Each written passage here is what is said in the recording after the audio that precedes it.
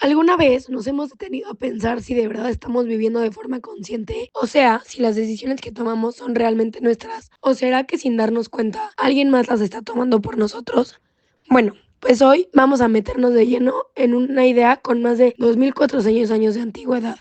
La propuesta de Sócrates sobre vivir de acuerdo a la razón. Para entender bien esta idea, vamos a hacer un pequeño viaje. Primero, veremos qué es eso de vivir en piloto automático. Luego, nos vamos a la Atenas de Sócrates para entender un debate clave. Exploraremos qué significa tener una vida bajo examen. Desmenuzaremos su famoso método. Conectaremos la razón con la libertad y al final veremos por qué todo esto sigue siendo tan importante hoy en día. Vamos a empezar con una sensación que seguro a muchos nos suena familiar.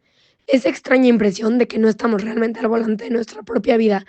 Y de aquí surge la pregunta del millón. ¿Hasta qué punto actuamos por convicción propia y hasta qué punto lo hacemos por pura inherencia, por presión social o peor aún, por la influencia de discursos que ni siquiera nos hemos puesto a analizar? Esta es la pregunta que nos va a guiar en este análisis. Y aunque este problema nos parezca súper moderno, la verdad es que no es nada nuevo. Para encontrar sus raíces filosóficas tenemos que viajar en el tiempo de la antigua Grecia, a un lugar que es un hervidero de ideas y política.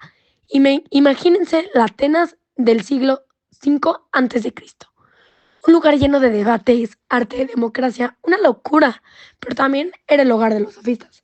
Ellos eran, digamos, los maestros de la retórica y cobraban por enseñar a la gente a ganar discusiones, a persuadir, a como diera el lugar, sin importarles si lo que decían era verdad o no. Y justo en ese escenario chocan dos mundos. Por un lado, tienes a los sofistas, para quienes lo que único que les importaba era convencer. Y por el otro tenemos a Sócrates, que no le interesaba ganar, sino entender. Su meta era la verdad, no la victoria en un debate. Dos enfoques totalmente opuestos. Y aquí es en donde Sócrates lanza su propuesta, que para la época era totalmente radical. Él decía que no debemos seguir ciegamente lo que pensaba la mayoría, ni dejarnos llevar por sus discursos muy bonitos pero vacíos por dentro. Para él, la única guía confiable, nuestra brújula interna, debía de ser la propia razón. Muy bien. Entonces, ¿qué significa exactamente eso de vivir una vida racional según Sócrates? Pues no es algo que solo pasa, ¿eh? Es un proceso activo, constante y bastante profundo. Este proceso se basa en 4 pilares fundamentales. Primero, examinar la vida propia, o sea, cuestionar lo que creemos y por qué lo creemos. Segundo, buscar la virtud, que para él era como la excelencia del carácter. El tercer paso es clave, reconocer la propia ignorancia, porque solo así uno se abre a aprender de verdad. Y por último, todo eso tiene un propósito, cuidar el alma, o sea, darle más importancia a la integridad moral, a las cosas materiales. Esta es probablemente su frase más famosa y a la que resume toda su filosofía.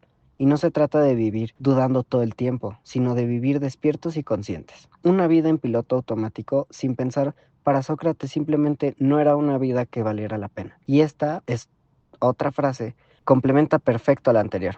Lo interesante es que esto no es una declaración pesimista. Al contrario, es una muestra de humildad intelectual. Es importante aceptar que no se tienen todas las respuestas. Es lo que te abre la puerta al conocimiento de verdad. Ok, pero ¿cómo se hace este examen en la práctica? Bueno, pues Sócrates tenía una herramienta, un método, que se hizo leyenda. Y no se trataba de dar grandes discursos, sino de hacer exactamente lo contrario. Su método era de diálogo, un proceso que parece simple, pero es increíblemente poderoso. Consistía en 3 pasos. Primero, preguntar con curiosidad genuina. Segundo, escuchar con mucha atención la respuesta. Y tercero, volver a preguntar yendo cada vez más a fondo para que la otra persona se diera cuenta de las condiciones o de sus ideas que no tenían un buen fundamento. Pero ojo, el objetivo de este interrogatorio no era humillar a nadie. Lo que Sócrates buscaba era provocar algo que los griegos llamaban apuría. ¿Es este el momento incómodo de la confusión? ¿Saben?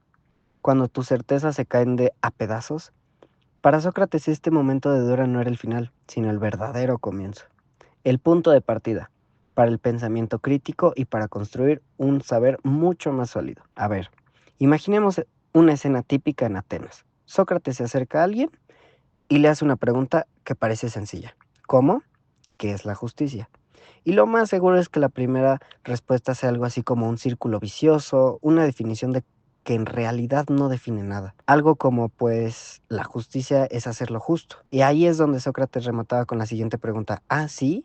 ¿Y qué es justo? Ese silencio incómodo se producía después. Eso lo que aportaría.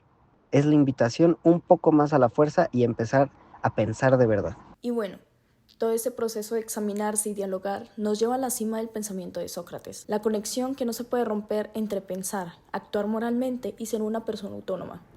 Para Sócrates, usar la razón de forma correcta tiene consecuencias directas y sobre todo liberadoras. Nos da la capacidad de ver la diferencia entre el bien y el mal, y de elegir el bien. Nos sirve como un escudo contra la manipulación y, lo más importante, nos permite actuar con verdadera autonomía, siendo dueños de nuestras decisiones.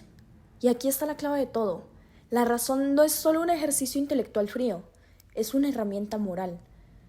La virtud no es algo que te aprendes de memoria, sino que es el resultado de alinear lo que sabes con lo que haces.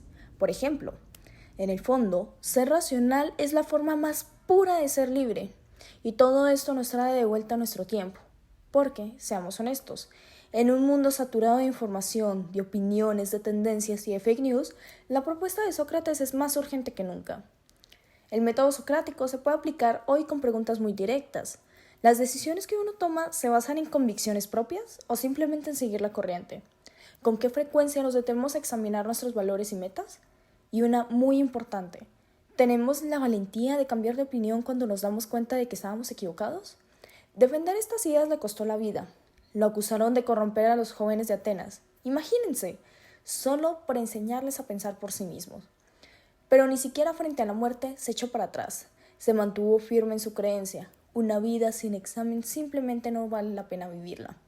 Y así, el gran legado de Sócrates no es un manual de respuestas, es una pregunta inmortal que sigue resonando hasta hoy. Es una invitación a tomar el control de nuestro pensamiento para poder vivir con autenticidad. Y al final nos deja con una elección fundamental. ¿Se vive de acuerdo a la propia razón o se vive de acuerdo a las expectativas de los demás?